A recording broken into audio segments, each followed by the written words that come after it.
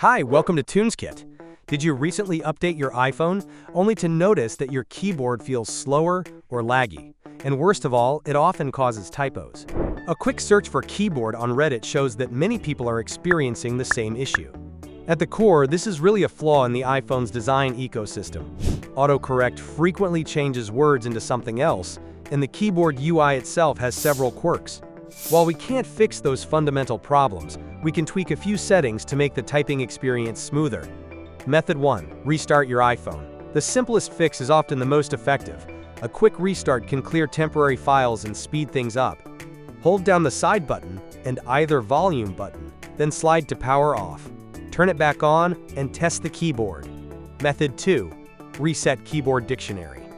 Go to Settings, General, find Transfer or Reset iPhone. Then tap Reset. Choose Reset Keyboard Dictionary. This removes saved words, but often fixes lag. Method 3. Turn off keyboard features you don't use.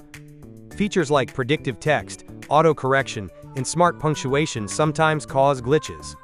Go to Settings, General, then Keyboard. Toggle off options you don't really need. Check if the keyboard feels faster. Method 4. Use System Repair Tool.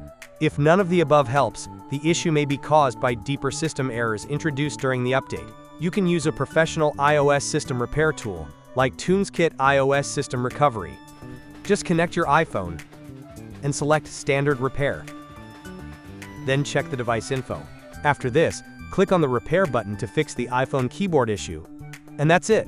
If you found this video helpful, don't forget to like and subscribe for more iPhone tips and fixes.